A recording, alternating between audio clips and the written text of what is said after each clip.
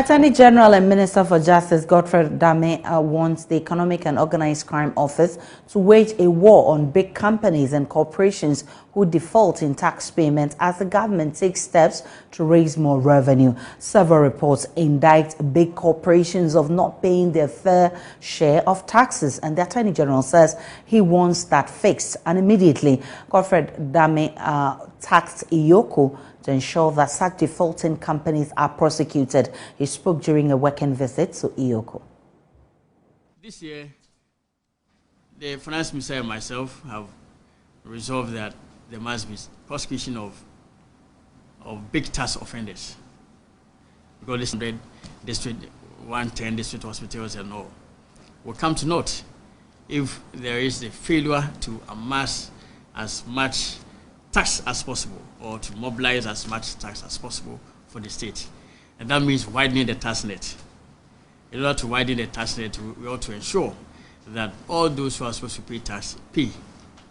And indeed, there have been instances where many of the big companies and petroleum producing companies, oil companies, the mining companies and all, grossly understate their revenue. We think that there must be a stop put to that practice. And in accordance with your money tender at 804, I'll be counting on you for the investigation of big tax offenses. By the end of this year, we'll be very happy case of tax offenses by a very big oil firm. In the next few weeks, together with the Ghana Revenue Authority, we will form some partnership to ensure that certain offenses by some oil companies. The department is calling on government to, as a matter of urgency, appoint a board chair. Registrar General Jemima Wari explains the presence of a board chair would facilitate the smooth running of her office. The achievements of our department are quite numerous. We've registered in total, as at last year, 120,506,500 industrial property rents. Our financial performance last 2 years was not good at all. We were given a target of 111 million, approximately 112 million.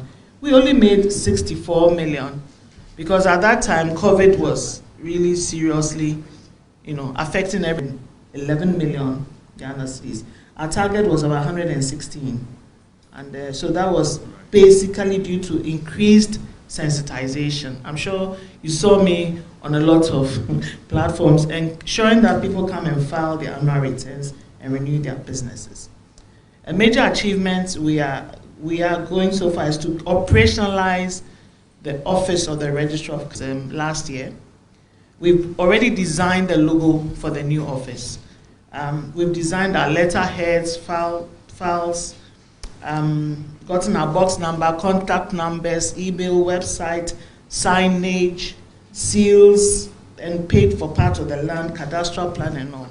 So what is really outstanding now there is without that we can't set up and get off here. The Attorney General pledged commitment in fast-tracking the appointment of a board chair and also to support activities of the Registrar General's department. Yes, the passage of the Companies Act at 992 has actually highlighted or emphasized the very important role of the Registrar General's outfit. And for me, this led to the establishment of a new office of the Registrar of Companies. And that set up, as we all know, as a body corporate responsible for the registration of all businesses in the country, from sole proprietorships to companies limited by liability. And I look at the Office of Registrar Generals as speed up the operationalization of the office. Yes, in order to operationalize your office, the board, no doubt, is very fundamental. And I must indicate that I've taken the due steps to ensure that the board is fully inaugurated as soon as possible. Let's now explore why many companies are defaulting in tax payment even as government struggles to raise revenue for government business. I've been joined by William Kofi Owusu-Damitia. He is a tax consultant and lecturer at the University of Ghana School of Law. Thanks so much, Doc, for making time for this interview. Thank you very much. Good afternoon to... Of having less people paying tax as government struggles to raise revenue. That is, as they call it, a multifaceted question. I think basically the problem we have in this part of the country can be summed up in two broad fields. One, we need to identify the taxpayers, and two, we need to be able to track their income. I think as far as taxpayer identification is concerned, the difficulty has always been with individuals, because for companies, they are registered by the Registrar General's Department and a taxpayer identification number is generated for them. Now, for individuals, we are doing well now by integrating the Ghana card with all forms of identification, getting a unique identifier for tax purposes. So we are doing well on that front. What we need to double up in is to be able to track the income and determine whether whatever the person is disclosing for tax purposes, that we reduce the use of cash as far as transacting businesses or engaging in transactions are concerned. So you're talking about making cash, improving on cashless transactions. Right now we're dealing with two issues: those captured in the tax net already and those who are not there. And then there are those who are already there but are evading the tax. How do we move away from here? And again, with the introduction of this e-levy, how do we ensure all of this happen, especially when we have to do more cashless transactions? Thank you. A very loaded question. Let me try and break it down. Number one, for those who are already registered, there is a provision in the Revenue Administration Act 2016 at 915 that requires that whenever you are transacting with government agencies and certain identified institutions in the first schedule to the Act, you must indicate your taxpayer identification number. And so we need to enforce the law as far as that's concerned. So for example, if I go to the Lands Commission to go and transact a business, the law requires that I indicate my taxpayer identification number. If I go to DVLA, the law requires that if I go to any metropolitan, municipal, and district assembly, if I deal with any financial institution, the law requires that I indicate my taxpayer identification number. Now, what that does is that it's able to link my taxpayer identification number to the transaction I'm engaging in. And those institutions are supposed to keep a record of the transactions I've entered into.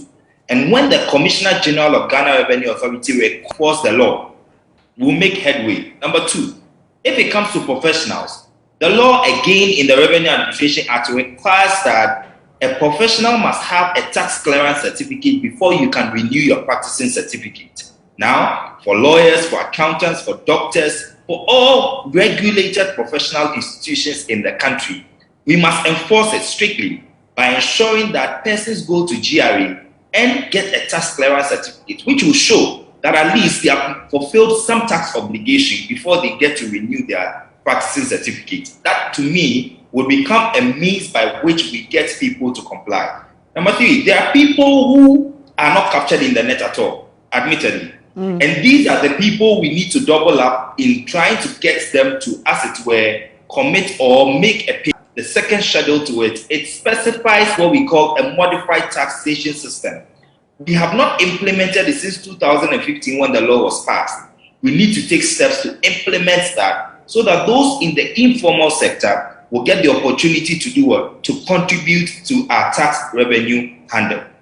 As far as income taxes are concerned, now, on the vexed issue of the cashless economy and the issues that arise with e-levy, I think as a policy or as a nation, we need to have a very deep conversation on this. What are the implications of people trying to walk away from, or what are the implications if we impose an electronic transaction levy? Would it discourage people from using mobile money for us to track transactions? Because I always say that if I walk to a market and I purchase tubers of yam, and I pay the person cash of 20 cedis. The seller gets the 20 cedis, gives me the tubers of yam, and I walk away. There is no record that you can audit to find out whether the seller actually recorded and declared the 20 Ghana cedis of revenue whenever the person is filing his or her return.